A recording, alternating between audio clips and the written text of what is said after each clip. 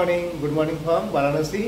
Good morning সবাইকে। তোমরা যারা আমাদের আগের পর্বগুলো দেখেছো এপিসোডস গুলো তো জানো যে আজকে আমাদের 4th ডে বারাণসীতে আর আজকে আমরা যাচ্ছি এখানকার লোকাল সাইট সিনের জন্য। বারাণসী ইউনিভার্সিটি ঘুরবো আর প্ল্যান আছে রামনগর ফোর্টেও যাওয়ার। কতটা সময় লাগে কারণ এখানে রোড প্রচন্ড কনজেস্টেড দেখেইছো তোমরা। আর তোমরা যারা এখন অবধি আমাদের আগের এপিসোডগুলো দেখোনি তো এই ভিডিওটা শেষ করে পেয়ে যাবে লিংক, তো চাইলে চলে যেও এবং আগের পর্বগুলো দেখে নিও।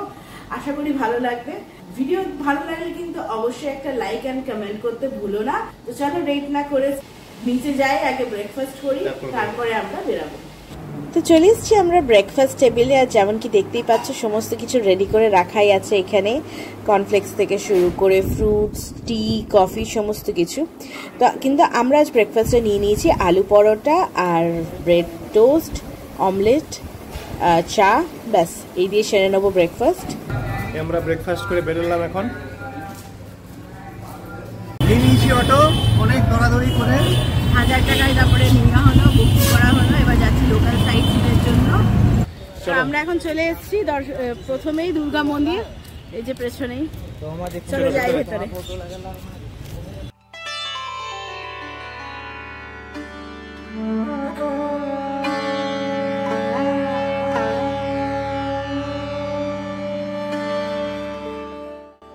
বেনারসের এই দুর্গা মন্দির দুর্গা কুণ্ড মন্দির নামেও পরিচিত। 1800 শতকে নাটকের রানী ভবানী এই মন্দিরটি নির্মাণ করেছিলেন। এই মন্দিরটি বারাণসীর অন্যতম পবিত্র জাগ্রত মন্দির। বারাণসীর সুরক্ষার জন্য কাশী নরেশ মা দুর্গার কাছে প্রার্থনা করেছিলেন এবং সেই বিশ্বাসের সাথে এই মন্দিরটি নির্মিত হয়। মা এখানে আদি শক্তি রূপে বিরাজিত।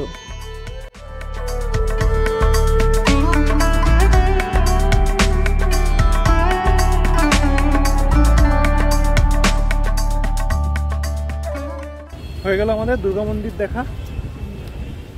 এবার যাই।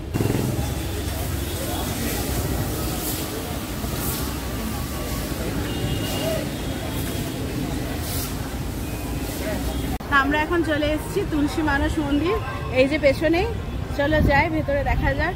ফটো যদি অ্যালাও ক্যামেরা থাকে তো দেখাবো, নয়তো দর্শন করে এসে আবার কথা বলবো।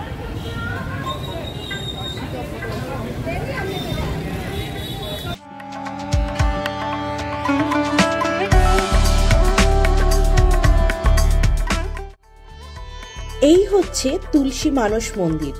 এখানে কবি তুলসীদাস রামায়ণ লিখেছিলেন বলা যাবে না, তবে এখানে লেখা শেষ করেছিলেন। বাল্মীকি রামায়ণ লিখেছিলেন সংস্কৃত ভাষায় এবং সেই রামায়ণ বাংলায় অনুবাদ করেন কৃত্তিবাস ওঝা। আর রামায়ণ প্রথমবার হিন্দিতে অনুবাদ করেন কবি তুলসীদাস। এই মন্দিরের পুরো দেওয়াল ধরে রামচরিত মানসের অধ্যায়গুলো লেখা রয়েছে। আর এই হচ্ছে রাম দরবার, যেখানে রাম, লক্ষ্মণ ও সীতামা বিরাজমান।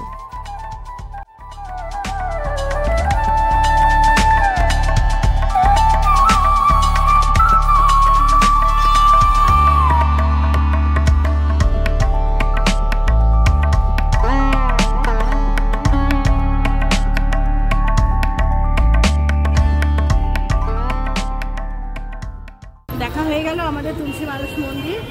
এবার চলো বেরিয়ে যাই পরেরটাতে। এবার আমরা যাচ্ছি সংকটমোচন হনুমান মন্দির দেখতে, তবে সেখানে মন্দিরের ভেতরে ক্যামেরা অ্যালাউ নেই।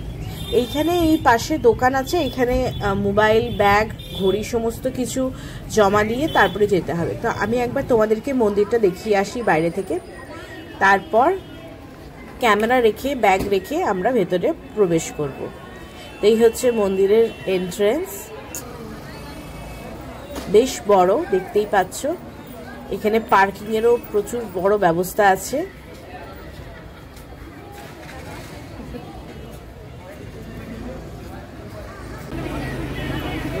তো হয়ে গেল আমাদের দর্শন। মন্দিরটা ভেতর থেকেও বেশ বড় আর প্রচন্ড সিকিউরিটির ব্যবস্থা আছে এখানে। আর প্রসাদে একটা করে লাড্ডু পেলাম। মন্দিরটা এখানে এলে কিন্তু অবশ্যই মন্দিরটা ভিজিট করো, খুব ভালো লাগবে। তো বেরিয়ে পড়লাম আমরা এখন এখান থেকে। এবার আমরা যাচ্ছি বারাণসী ইউনিভার্সিটির উদ্দেশ্যে, BHU। তো চলো ওখানে গিয়ে তারপরে তোমাদের সাথে কথা হচ্ছে।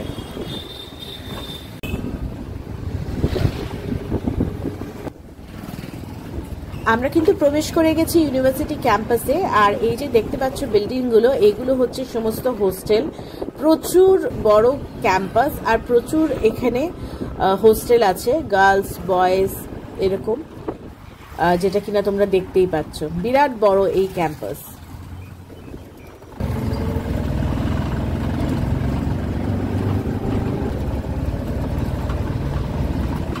তো এই ইউনিভার্সিটির ভেতরেও রয়েছে বিশ্বনাথ বাবার মন্দির, আমরা সেখানেই যাচ্ছি।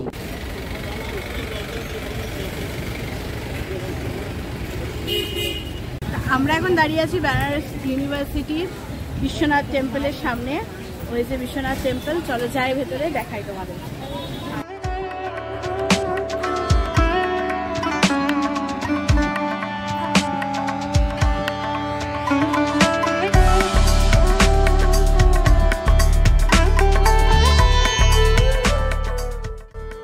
এই হচ্ছে শ্রী কাশী বিশ্বনাথ টেম্পল, BHU। এখানে এই মন্দিরটি বেশি ভিটি নামে প্রসিদ্ধ। ভিটি মানে বিশ্বনাথ টেম্পল। এই মন্দিরটাকে হার্ট অফ BHU বলা হয়, কারণ পুরো ক্যাম্পাসের ম্যাপটা দেখলে এই মন্দিরটা পুরো ক্যাম্পাসের একদম সেন্টারে অবস্থিত। এই মন্দির নির্মাণ শেষ হতে 35 বছর লেগেছিল। মন্দিরটি ভারতের অন্যতম উঁচু মন্দির এবং এর মোট উচ্চতা প্রায় 77 মিটার।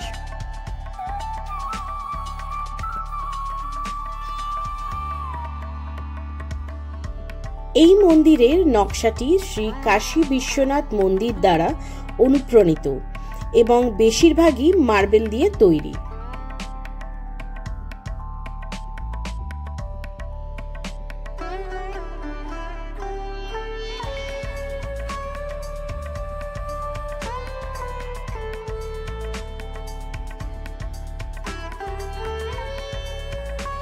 ঠিক মন্দিরের সামনেই যেমন কিনা দেখতে পাচ্ছ, এখানকার স্টুডেন্টদেরই হাতের করা অনেক রকম হ্যান্ড পেইন্টিং এবং ক্রাফটিং এর কাজ এরকম বিক্রি হচ্ছে।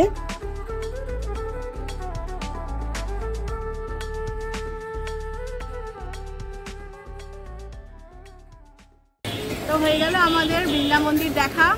বেরিয়ে যাচ্ছি এখন মন্দির থেকে, চলো।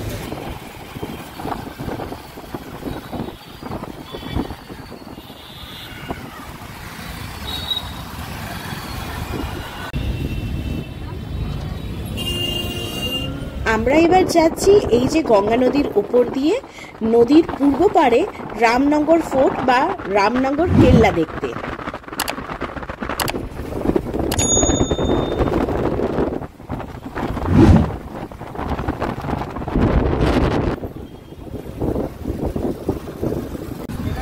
আমরা এখন দাঁড়িয়ে আছি রামনগর ফোর্টের বাইরে। এই হচ্ছে পেছনে ফোর্ট, চলো ভেতরে যাই, তোমাদেরকে দেখাই।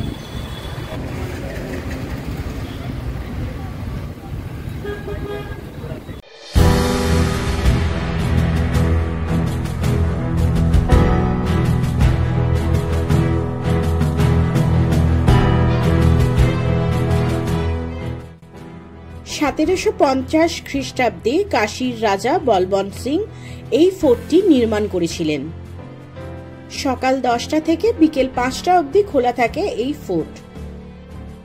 এই ফোর্টের যে মিউজিয়াম, সেখানে রয়েছে সেই সময় ব্যবহৃত রাজরাজাদের বিভিন্ন রকমের গাড়ি, পালকি, যুদ্ধের জন্য ব্যবহৃত সাজ পোশাক, ঢাল, তলোয়ার, বন্দুক, কামান ইত্যাদি। তাছাড়াও রয়েছে তীর ধনুক, কিন্তু এখানে ফটোগ্রাফি অ্যালাউড নেই। এই হচ্ছে সেই মিউজিয়াম। এই যে স্ক্রিনে তোমাদের রেড চার্ট দিয়ে দিলাম। আমরা কেটে নিয়েছি টিকিট, যাচ্ছি ভেতরটা ঘুরে আসি। এখানে এলে অবশ্যই কিন্তু তোমরা ঘুরে আসবে।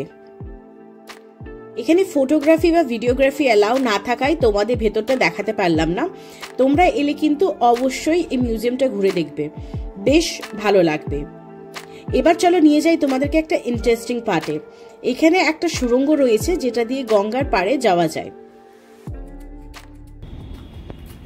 আমরা এখন ঢুকলাম একটা এরকম টাইপের ভুলভুলাইয়া কি করছি কি করছি আমরা এখন একটা ভুলভুলাইয়া ঢুকলাম। এই ভুলভুলাইয়ার এরকম রাস্তা দিয়ে হেঁটে গেলে পরে গঙ্গার একদম সুড়ঙ্গটা আছে সোজা গঙ্গা ঘাটে যাওয়া যায়। এটা হচ্ছে সুড়ঙ্গ পথ। তো আমরা সুড়ঙ্গ পথ এক্সপ্লোর করছি সাথে। আরো ছোট হয়ে যাবে আস্তে আস্তে। এটা কি ঠান্ডা ঠান্ডা বল? হ্যাঁ বেশ সুন্দর ঠান্ডা লাগছে। ওই গরম তো ন্যাচারাল এসি।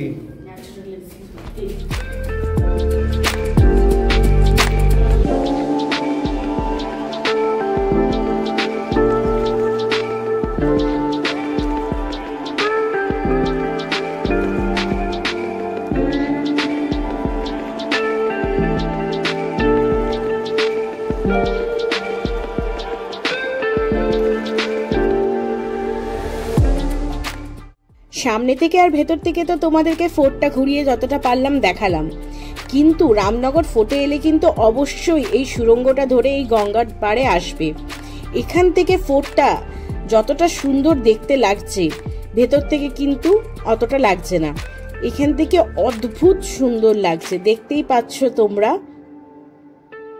অপূর্ব লাগছে। আর রেকমেন্ড করব আমি যে তোমরা অবশ্যই বিকেল দিকে এসো এই দিকটা।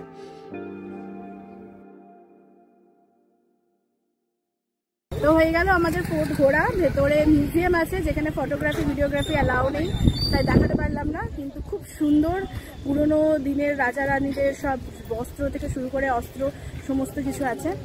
তো আমাদের মোটামুটি খুব সুন্দর ঘোরা হলো। এখানে এলে কিন্তু অবশ্যই মিউজিয়ামটা ঘুরে দেখবে। একটু সময় নিয়ে আসবে, সময় লাগবে। হ্যাঁ, ভালো রকম সময় লাগে গোটা ফোর্টটা ভালোভাবে ঘুরে দেখতে। আর তারপরে তো ওই দিক দিয়ে সব ঘুরে পড়ে গঙ্গার ঘাটটা তো দেখালাম তোমাদেরকে, লাস্টে ওটা দেখে তারপর বেরাতে হয়। তো বেশ ভালো রকম টাইম লাগলো আমাদের, প্রায় এক ঘন্টা মতো লাগলো পুরোটা ঘুরে দেখতে।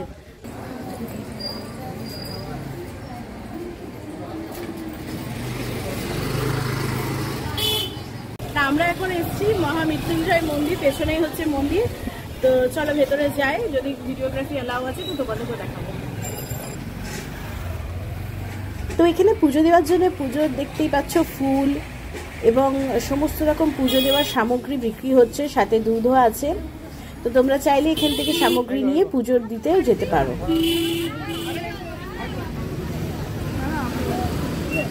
বারাণসীর মৃত্যুঞ্জয় মহামন্দির খুব প্রসিদ্ধ। এই মন্দিরে মহাদেব মৃত্যুঞ্জয় হিসাবে বিরাজিত।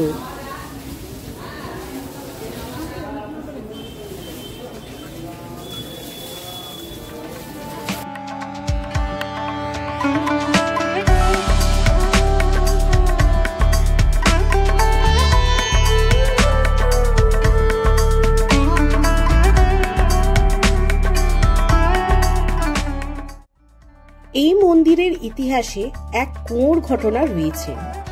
এই কুয়োকে ধন্বন্তরিত কুয়ো বলে। এই কুয়োর জল পান করলে অনেক দুরারোগ্য ব্যাধি সেরে যায় বলে সকলেই মনে করেন।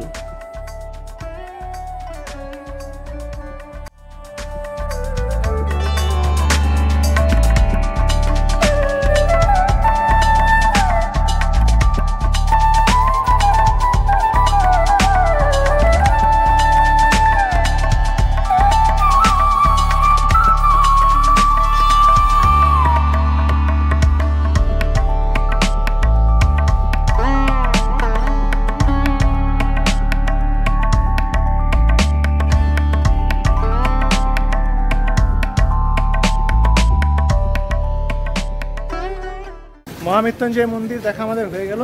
এবার আমরা সোজা গাড়িতে চেপে হোটেলের দিকে যাই। এই বেলার মতো আমাদের ঘোরা প্রায় কমপ্লিট। অনেক সময় লাগলো, এখন প্রায় 2টো বাজছে। এখন চলো যাই।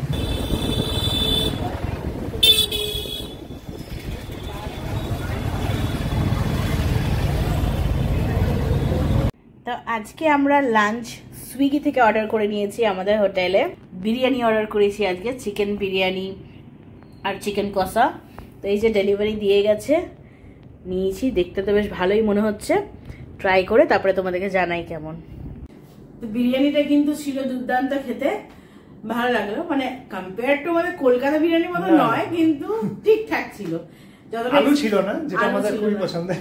হ্যাঁ, সেটা ছিল না। এখন আমরা আবার রেডি হয়ে গেছি, রেডি হয়ে এখন আমরা আবার বেরাচ্ছি, যাব নমঘাটের দিকে, কারণ একবেলাতে হয়ে উঠলো না। ভেবেছিলাম করবো, কিন্তু একবারে হয়ে উঠলো না। তো এখন বেরাচ্ছি, আমরা যাচ্ছি নবঘাটের দিকে, আর যাব কাল ভৈরব মন্দির। ওখানে তো ফটো ভিডিও অ্যালাউ নেই, তাই না? মনে হয় যত সম্ভব। তো দেখি যতটা দেখাতে পারি। তো চলো বেরিয়ে ঘুরে আসি। উঠে পড়েছি আমরা অটোতে। সকালে যে দাদা আমাদেরকে ঘোরাচ্ছিল সেই দাদাই আরেক ভাইকে পাঠিয়ে দিয়েছে। সকালেই আমাদের একবারে কথা বলাই ছিল গোটা ঘোড়াটাকে নিয়ে। এখন যাচ্ছি নমঘাটের দিকে।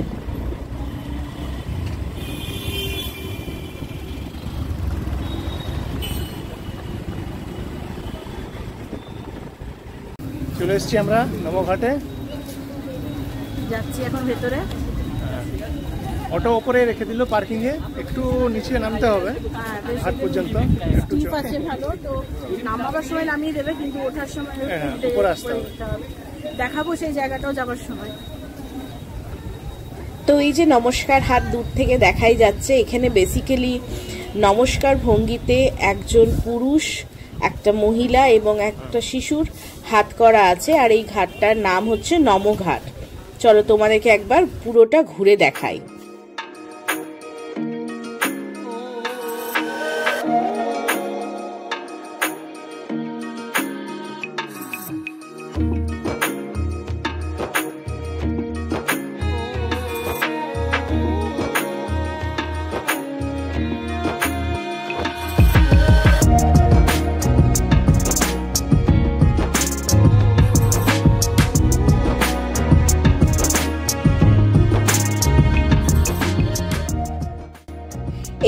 এই হচ্ছে ডাবল ডেকার ব্রিজ, আর ঠিক তার পাশেই হচ্ছে এই নমঘাট।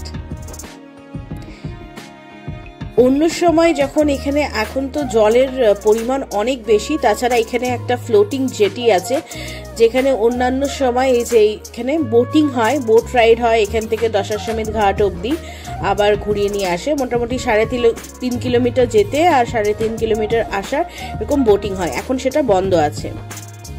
আর তাছাড়া এখানে এরকম পার্কের মতো করা আছে, যেখানে বাচ্চাদের জন্য মনোরঞ্জনের প্রচুর জিনিস, এরকম গাড়ি, ট্রেন, টয় ট্রেন, নানা রকম জিনিস করা আছে। তো বাচ্চাদের সাথে নিয়ে এলে তাদের এখানে বেশ ভালো রকম সময় কাটবে।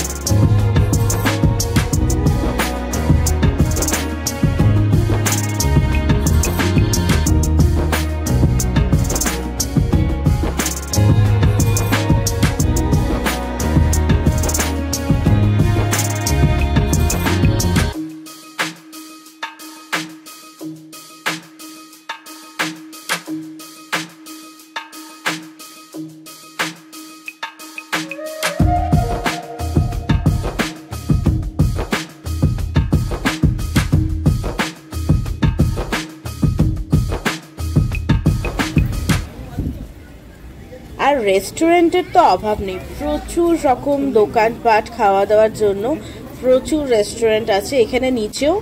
আর এই দেখো একটু ওপরে উঠে এসো, এইদিকে পুরো সারি দিয়ে লাইন দিয়ে প্রচুর দোকানপাট, খাওয়ার দোকান একদম ভর্তি। তো এখন আমরা একটু ওপর দিকে উঠে যাচ্ছি। তো ওইখানে আমাদের অটোটা দাঁড়িয়ে আসবে। তো ওখান থেকে আমরা চাপবো। আমাদেরকে নামাবার সময় একদম নিচে ওইখানে নামিয়ে দিয়েছিল, আর বলেছিল এইখানে এই যে এই পয়েন্টটাতে দাঁড়াতে। তো আমাদের নমঘাট খুব ভালো করে ঘোরা হয়ে গেল। এবার আমরা যাব কাল ভৈরব মন্দির দর্শন করতে। চলো, এই হচ্ছে কাল ভৈরব মন্দিরের প্রবেশদ্বার। বাবা বিশ্বনাথের মতোই বারাণসীতে কাল ভৈরবের মাহাত্ম্য প্রচুর। বাবা কাল ভৈরবকে কাশীর প্রধান কোতোয়াল বলে মনে করা হয়। তার ইচ্ছে ছাড়া বারাণসীতে কিছুই ঘটে না বলে বিশ্বাস করা হয়। মহাদেবের আরও একটা রূপ হলো বাবা কাল ভৈরব। শিবের যে কটা অবতার আছে তার মধ্যে সবচেয়ে উগ্র ও ভয়ঙ্কর রূপ তিনি। বাবা বিশ্বনাথ যদি কাশীর রাজা হন, তাহলে কাল ভৈরব হলেন কাশীর রক্ষাকর্তা। মনে করা হয় কাশিতে সবকিছুই তার মর্জি মাফিক চলে। যেহেতু এখানে ক্যামেরা নিয়ে যাওয়া অ্যালাউ নেই, সেজন্য তোমাদেরকে বাইরে থেকে দেখাতে পারলাম না।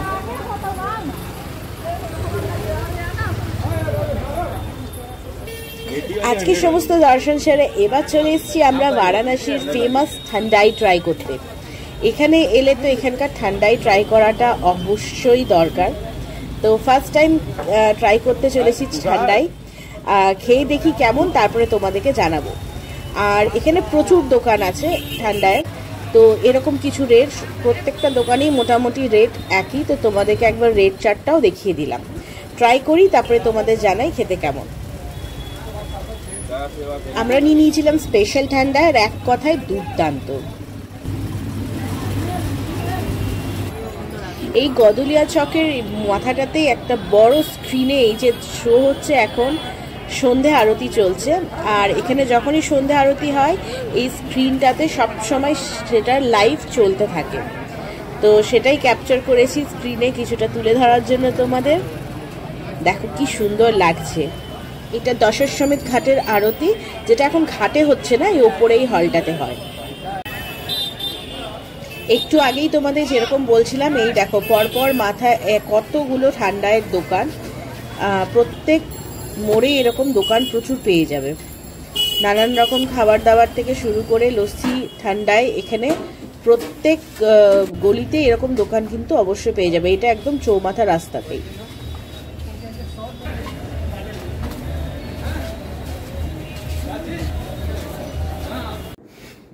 তো এই জাস্ট আমরা ঘোরা কমপ্লিট করে এই মাত্র জাস্ট আমরা ঢুকলাম।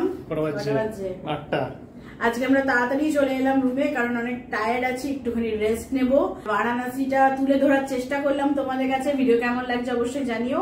তো চলো, ভিডিওটা এখানে এন্ড করবো না, ডাইরেক্ট দেখা হবে কালকে সকালে। তো সকালে উঠে আমাদের কালকে তো আবার আমাদের আসানসোলের পথে রওনা দেব, কিন্তু আমাদের কালকে দীনদয়াল স্টেশন থেকে ট্রেন আছে, রাজধানী আছে। তো সেটা একসাথেই তোমরা এই এপিসোডেই দেখতে পাবে। জার্নিটাও থাকবে, আরো কিছু জিনিস থাকবে। তো চলো, কালকে সকালে দেখা হচ্ছে তোমাদের সঙ্গে। Good night. Good night. 2000 years later. Good evening বন্ধুরা। Good evening. অনেকটা সময় গ্যাপ দিয়ে তোমাদের সামনে আবার চলে এসেছি। তোমরা ভাবছো হয়তো ডাইরেক্ট গুড মর্নিং না বলে গুড ইভিনিং কেন বলছি। তো বলি, এখন সময় হচ্ছে কটা? সময় রাত্রে 1:12। রাত্রে 12টা বাজছে এখন। তো আমরা অ্যাকচুয়ালি আজকে সকাল থেকে আর ব্লগিং করিনি, কিছু ভিডিও কোনো কিছু শুট করিনি। সকালবেলায় আজকে আমরা এমনি নিজেদের মতো করে টাইম স্পেন্ড করেছি। দশাশ্বমেধ ঘাটে গেছিলাম, নৌকা বিহার করেছি, কিন্তু অলরেডি সেটা আগে আমরা দেখিয়েছি বলে আর ওটার আলাদা করে আর শুট করিনি। আমাদের আজকে রিটার্ন জার্নি আছে। ট্রেন আমাদের হচ্ছে 1:45-এ, 1:45-র সময় দীনদয়াল উপাধ্যায় থেকে। তো সেই জন্য আমরা দিনের বেলাটা বারাণসীতে কাটিয়ে বিকেল বেলায় আমরা উবের করে চলে এসেছিলাম এইখানে।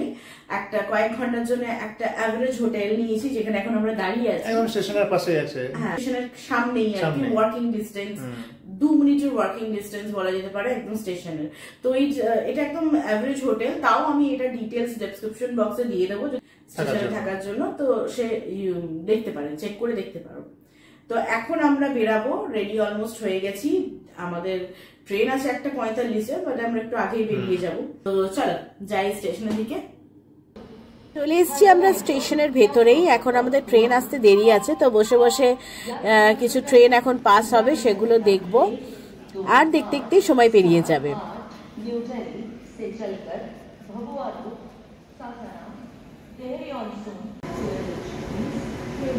এটা ঢুকছে নিউ দিল্লি শিয়ালদা রাজধানী এক্সপ্রেস।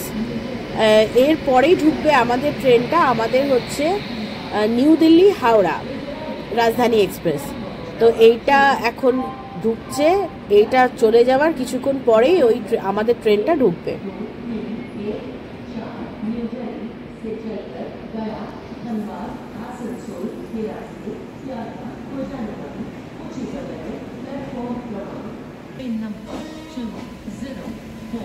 এই যে ট্রেন ঢুকছে, এটাতেই আজকে আমাদের journey. Train number 12302 new Delhi Howrah রাজধানী এক্সপ্রেস।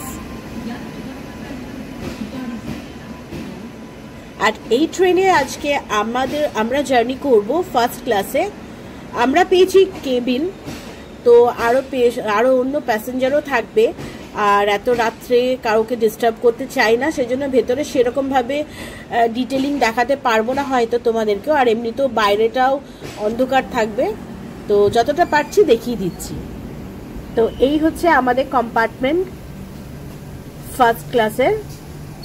তো চলো ভেতরে যাই, একবার জাস্ট এক ঝলক তোমাদেরকে দেখিয়ে দিই। বাইরেটাও এই সময় অন্ধকার থাকবে, তো ডাইরেক্ট তোমাদের সঙ্গে দেখা হবে সকালবেলায়।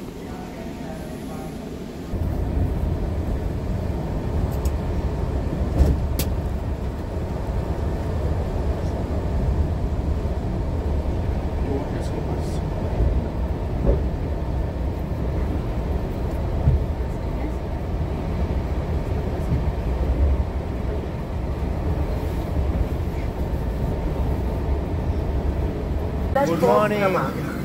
ঘড়িতে সময় হচ্ছে এখন সকাল 6টা। আমরা এখন এসে পৌঁছেছি পরেশনাথ স্টেশনে। এখনো সূর্যের আলো ভালোভাবে ফোটেনি। এটা হচ্ছে পরেশনাথ।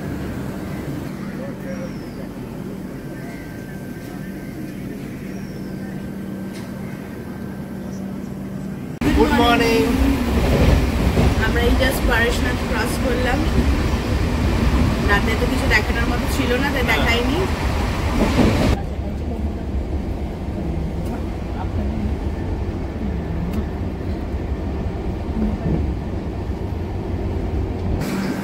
ঘড়িতে সময় হচ্ছে এখন 6:34। একদম নির্ধারিত সময়ে আমাদের ট্রেন এখন এসে পৌঁছেছে ধানবাদ জংশন। এটা হচ্ছে ধানবাদ জংশনের 1 নম্বর প্ল্যাটফর্ম।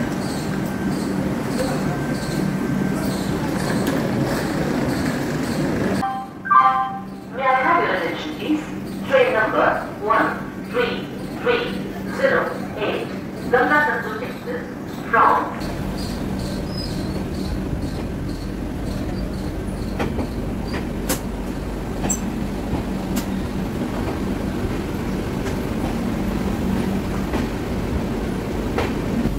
ধানবাদ জংশন থেকে ছেড়ে দিয়েছে।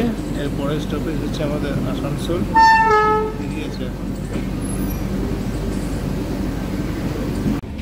তো সার্ভ করে দিয়েছে আমাদের মর্নিং টি। এটা হচ্ছে গরম জল, চা সামগ্রী, বিস্কিট, কাপ। আর ট্রেন তো চলছে দুর্দান্ত স্পিডে। এই যে এখন আমরা ক্রস করছি বরাকর নদী।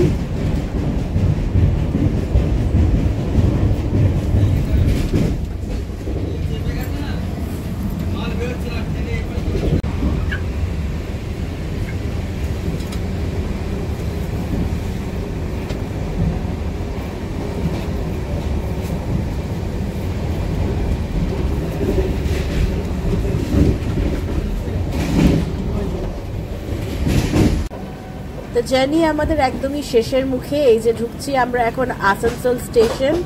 এটা হচ্ছে আসানসোল স্টেশনের 5 নম্বর প্ল্যাটফর্মে ট্রেন ঢুকছে এখন।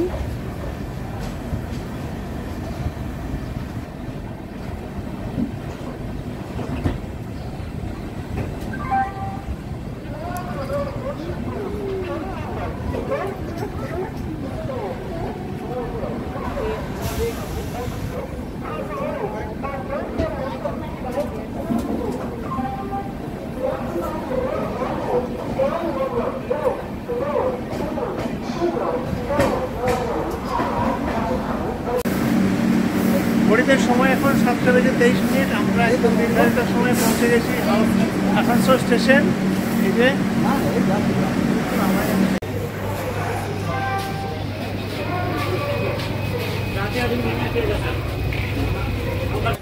পৌঁছে গেছি আমরা এখন আসানসোল। আর এরই সাথে আমাদের বেনারস সিরিজটা এখানে শেষ হচ্ছে। খুব জলদি দেখা হবে তোমাদের সঙ্গে আবার একটা নতুন গন্তব্য নিয়ে। ভিডিও ভালো লাগলে অবশ্যই একটা লাইক আর কমেন্ট করতে ভুলো না। আর তোমরা যারা ভিডিও দেখছো চ্যানেলে সাবস্ক্রাইব করোনি, তো অবশ্যই চ্যানেলটাকে সাবস্ক্রাইব করে দিও, তাতে আমাদের উৎসাহ থাকে অনেক নতুন নতুন ভিডিও তোমাদের কাছে তুলে ধরছে। চলো দেখা হবে খুব তাড়াতাড়ি। সবাই খুব ভালো থেকো, সুস্থ থেকো, সাথে রেখো আমাদের channel life living. Bye bye.